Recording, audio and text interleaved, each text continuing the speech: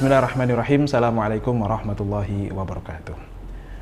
Alhamdulillah wassalatu wassalamu ala rasulillah wala hawla wala quwata illa billah. Amma ba'du. Bapak Ibu calon P3H yang semoga senantiasa dilindungi oleh Allah Subhanahu wa taala. Perkenalkan, saya Muhammad Akil Haidar, salah satu anggota dari Komite Fatwa Produk Halal. Insya Allah pada kesempatan kali ini akan mencoba menjelaskan tentang hukum terkait dengan halal haram makanan. Yang pertama yang akan kita bahas adalah mengapa kemudian kita perlu menghindari makanan yang haram. Ada beberapa alasan mengapa kita harus menghindari makanan haram itu. Yang pertama adalah karena itu merupakan dosa pertama bagi manusia. Sebagaimana Allah Subhanahu wa taala berfirman di dalam surah Al-A'raf, "Wa ya Adam uskun anta wa zawjukal jannah." Allah berfirman, wahai Adam, uskun anta wa zawjuka, tinggallah kamu dan juga istrimu al-jannata, di surga. Fakula min haitsu syi'tuma, silahkan makan apa saja yang kalian kehendaki. Wala taqraba, dengan catatan janganlah kalian dekati hadhihi syajarah, yaitu pohon ini, fatakuna minadh dhalimin, maka kalian akan menjadi orang yang zalim ketika kemudian melanggar aturan dari Allah ini. Kemudian fawaswasa lahumas syaitan, ternyata di situ iblis sudah memberikan waswas. Fawaswasa lahumas syaitan, syaitan pun kemudian memberikan waswas, membisikkan dengan bisikan yang buruk, liyubdiya lahuma ma wuriya anhuma, untuk kemudian menampakkan kepada keduanya apa yang sudah tertutup dari mereka, yaitu auratnya. Wa qala ma nahakuma rabbukuma an hadhihi syajarah, dan syaitan pun berkata, tidaklah Tuhanmu melarang kalian berdua dari pohon ini, illa an takuna malakaini au takuna minal khalidin, kecuali karena takutnya engkau akan menjadi orang yang malak, orang yang menguasai, au takuna minal khalidin, atau kalian akan menjadi orang-orang yang akan kekal abadi. Di sini adalah larangan pertama yang dilanggar oleh manusia adalah kemudian Nabi Adam alaihissalam dan Ibu Hawa terbujuk rayuan setan untuk mendekati dan mengkonsumsi buah yang kemudian sudah dilarang oleh Allah Subhanahu wa taala. Dan di dalam surah yang lain disebutkan, fawaswasa ilaihi syaitan, kemudian setan pun memberikan waswas, bisikan-bisikan jahat kepada Nabi Adam. Qala, setan pun berkata, ya Adam, wahai Adam, hal adulluka ala syajaratil khuldi, apakah mau aku tunjukkan kepadamu satu pohon al-khuldi yang menimbulkan kekekalan, di mana akhirnya kita sering menyebut buah yang dimakan oleh Nabi Adam adalah buah khuldi, padahal sebenarnya di dalam Al-Quran tidak ada penyebutan nama pohon dan buah apa itu. Bahkan di dalam hadits-hadits pun tidak ditemukan nama secara spesifik. Hanya saja kemudian kita menyebutnya sebagai buah khuldi karena memang setan menyebut sebagai syajaratil khuldi, yaitu buah keabadian atau pohon keabadian, wa mulkil la yabla, dan juga kerajaan yang tidak akan binasa. Itulah kemudian was-was yang diberikan oleh setan untuk orang tua kita, yaitu Ibu Hawa dan juga Nabi Adam, sehingga mereka berdua tergoda untuk mengkonsumsi yang haram, dan akhirnya kita tahu mereka berdua dihukum oleh Allah Subhanahu wa taala dan dikeluarkan dari surganya Allah Subhanahu wa taala. Itu adalah alasan pertama kita harus meninggalkan makanan haram, karena itu adalah dosa pertama manusia. Yang kedua, alasan kenapa kita harus meninggalkan makanan yang haram adalah jangan sampai kita sebagai manusia terpleset dan terjatuh kepada lubang yang sama. Karena modus yang sama dipakai oleh setan untuk menjerumuskan Nabi Adam, itu juga dipakai untuk menjerumuskan kita sebagai anak keturunannya. Sehingga Allah Subhanahu wa taala berfirman, ya bani Adam, wahai anak-anak Adam, la yaftinannakumus syaitan, jangan sampai setan itu kemudian menfitnah kalian, menggelincirkan kalian, kama akhraja abawaikum minal jannah, sebagaimana kemudian setan telah berhasil mengeluarkan kedua orang tua kalian dari surga. Orang yang cerdas pastinya tidak akan jatuh ke lubang yang sama. Bapak ibu kita orang tua kita, moyang kita telah tergelincir oleh waswasa syaitan, maka seharusnya kita tidak tergelincir kepada dosa yang sama. Kita mengambil pelajaran dari orang tua kita, yaitu Nabi Adam alaihissalam dan Ibu Siti Hawa. Dan juga Allah Subhanahu wa taala berfirman, "Ya ayuhan nas, wahai manusia, kulu mimma fil ardi halalan thayyibah." Makanlah dari apa yang ada di muka bumi ini yang halal lagi baik. Wala tattabi'u khutuwatis syaitan, dan janganlah kalian mengikuti langkah-langkah setan, innahu lakum aduwwum mubin, karena sesungguhnya setan itu bagi kalian adalah musuh yang sangat nyata. Maka Bapak Ibu yang dirahmati Allah Subhanahu wa taala, urgensi untuk meninggalkan makanan haram adalah jangan sampai kita tertipu dua kali oleh setan yang kemudian menggoda kita seolah-olah nikmat. Mungkin nikmat, tapi kenikmatan itu hanya di awal saja, akan tetapi ujungnya adalah akan berbuah dosa, akan berbuah kesengsaraan, dan tentunya sesuatu yang hukumnya haram itu pasti akan ada efek buruk kepada tubuh kita, baik di dunia, minimal besok ketika di akhirat. Ini adalah kemudian alasan yang kedua kenapa kita harus menghindari makanan haram, karena modus yang sama dilakukan oleh syaitan untuk menggelincirkan anak-anak keturunan Nabi Adam alaihissalam. Kemudian yang ketiga, mengapa kemudian kita harus meninggalkan makanan yang haram? Karena orang yang mengkonsumsi makanan yang haram itu kemudian doa serta amalannya tidak dikabulkan. Sebagaimana Allah Subhanahu wa taala berfirman dalam surah Al-Maidah ayat 41-42, disebutkan ulaikal ladzina lam yuridillahu ayyutahhira qulubahum.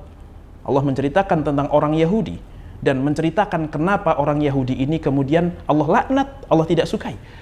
Allah menyebutkan bahwasanya mereka itulah yang Allah tidak kehendaki untuk dibersihkan hatinya, yang Allah tidak menghendaki untuk membersihkan hati-hati mereka. Kenapa? Lahum fid dunya khizyun, yang mana bagi mereka akan mendapatkan kehinaan di dunia. Walahum fil akhirati adzabun azim, dan bagi mereka di akhirat ada azab yang begitu pedih. Kenapa mereka kemudian tidak diinginkan kebaikannya oleh Allah Subhanahu wa taala? Allah melanjutkan, samma'una lil kadibi akaluna lis-suhti. Salah satunya adalah karena mereka senang mendengarkan berita-berita bohong, mendengarkan, menyebarkan, men-share dan lain sebagainya. Kemudian faktor yang kedua adalah karena akaluna lis-suhti, mereka banyak memakan hal-hal yang diharamkan. Maka ketika orang itu memakan sesuatu yang haram, akan menjadikan Allah enggan untuk membersihkan hatinya. Sehingga kebersihan hati dengan makanan halal itu sangat erat kaitannya.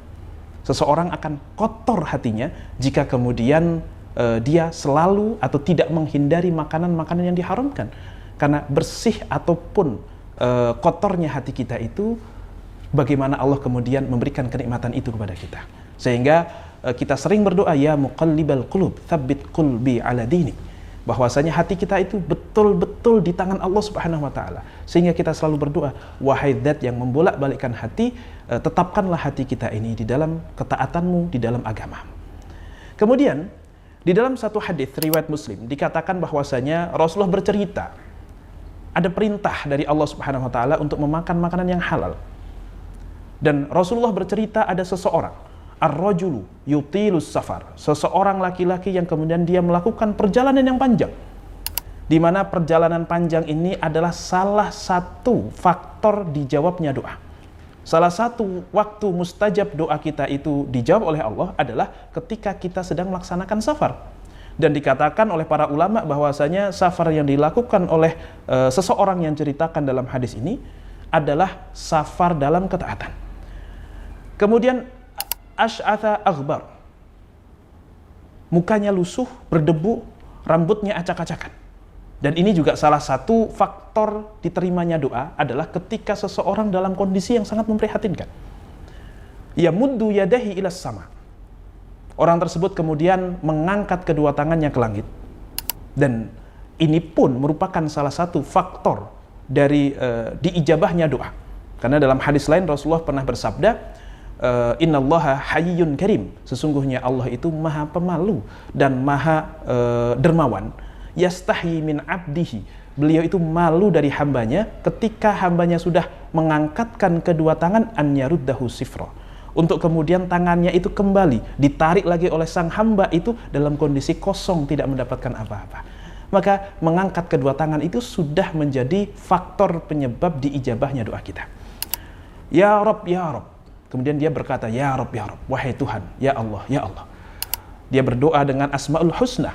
Dia berdoa dengan menyebut nama Allah yang agung. Rabbun termasuk nama yang sangat agung. Karena Rabbun menandakan bahwasanya kita ini lemah. Dan Allah itu adalah Rabb, sang mudabbir. Kemudian yang menciptakan alam semesta, yang menjaga alam semesta, yang mengatur alam semesta.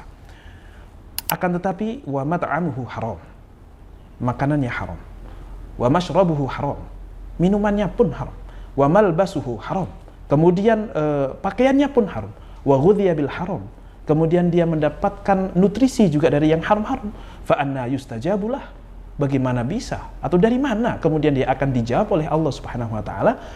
Meskipun banyak sekali faktor pendukung yang seharusnya doa itu mudah diijabah oleh Allah, akan tetapi karena makanan haram, kemudian Allah Subhanahu wa taala halangi dirinya dari diijabahnya doa.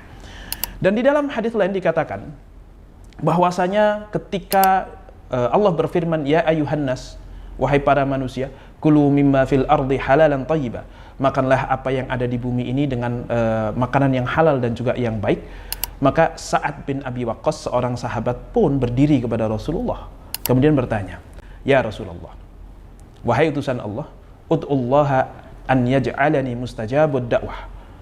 Jadikan berdoalah kepada Allah supaya Allah menjadikan aku sebagai orang yang mustajabud da'wah, orang yang dijawab, orang yang didengar, orang yang kemudian diberikan apa yang aku minta. Maka Rasul pun bersabda, memberikan wejangan kepada Sa'ad bin Abi Waqqas, ya Sa'ad, wahai Sa'ad, atib mat'amaka takun mustajabad da'wah. Perbaikilah makananmu, pilihlah yang baik-baik dari makananmu. Tentu yang baik itu minimal halal, bahkan yang halal pun tidak selalu baik. Dan Rasulullah mengatakan, atib, perbaikilah makananmu, maka kamu akan menjadi orang yang dijawab doanya. Walladzi nafsi Muhammadin biyadihi, dan demi zat yang kemudian tubuh atau jiwa Muhammad itu berada di tangannya, innar rajula, sesungguhnya seorang laki-laki, la yakdziful luqmatal haram, tidaklah kemudian dia itu atau dia memasukkan satu luqmah, satu suapan dari makanan yang haram, fi jaufihi, di dalam perutnya, ma yataqabbal minhu arba'ina yauman, maka niscaya doa dan amalannya tidak akan diterima oleh Allah sampai 40 hari. Wa ayyuma 'abdin nabata lahmuhu min suhtin fannaru aula bihi. Dan hamba manapun yang dagingnya tumbuh dari makanan yang haram, maka sesungguhnya neraka itu lebih berhak atas daging tersebut.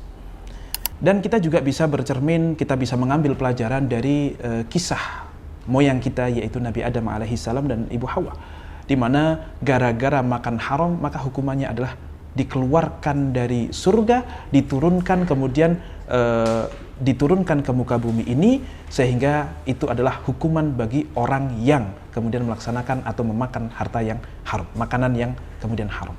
Ibarat neraka itu adalah laundry atau alat pencuci supaya kemudian manusia ketika masuk ke surga itu tubuhnya sudah terbersihkan dan terbebaskan dari makanan-makanan yang diharamkan tersebut.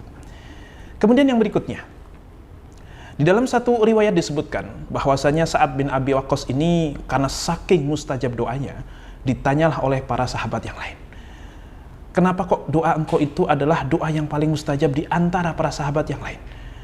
Maka beliau pun mengatakan, ma rafa'tu ila fami luqmatan, tidaklah aku angkat, aku masukkan ke mulutku satu suapan saja, illa wa ana alimun min aina maji'uha, kecuali aku pasti tahu dari mana datangnya makanan yang aku makan itu, wa min aina kharajat, dan juga dari mana dia itu tumbuh.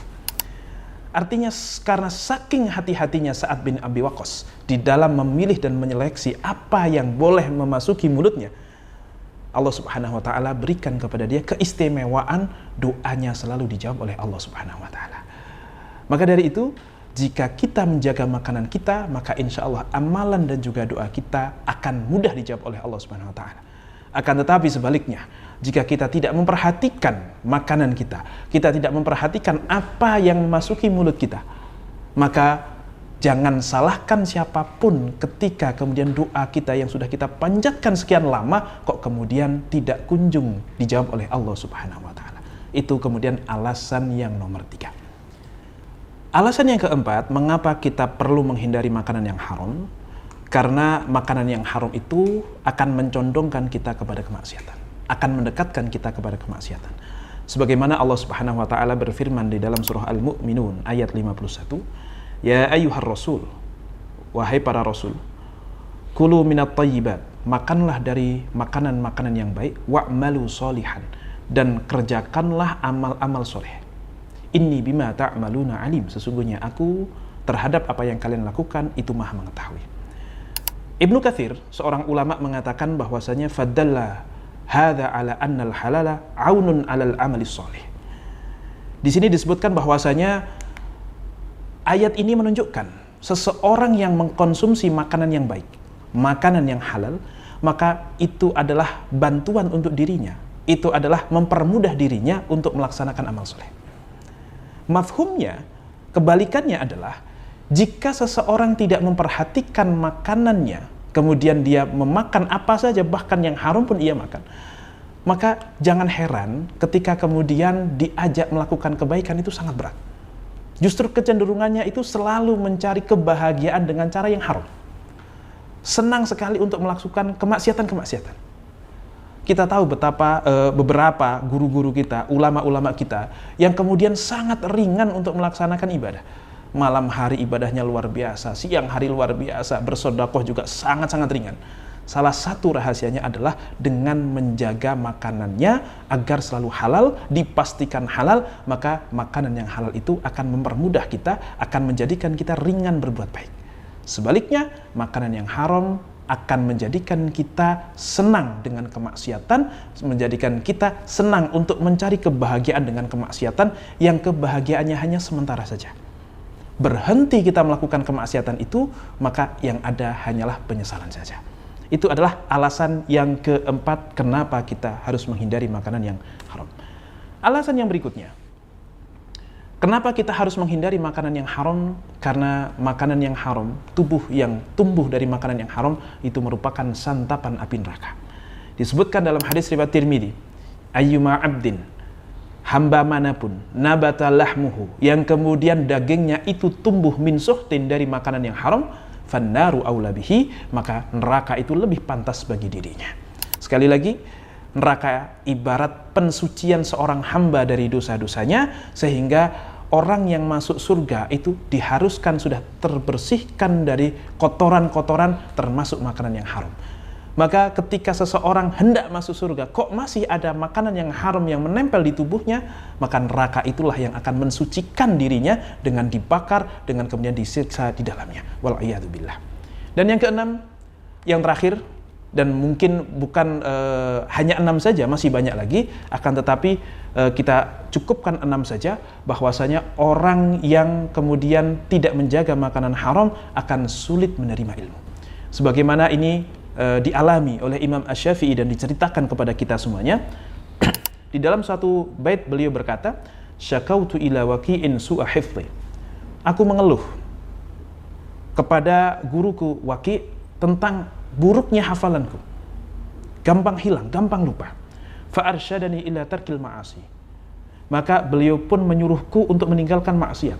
Wa qala i'lam, dan guruku Waqi' ini kemudian berkata, ketahuilah bi annal ilma nurun, sesungguhnya ilmu itu adalah cahaya, wa nurullahi la yuhda lil 'asi, dan sesungguhnya ilmu Allah atau cahaya Allah ini tidak akan diturunkan kepada orang yang bermaksiat.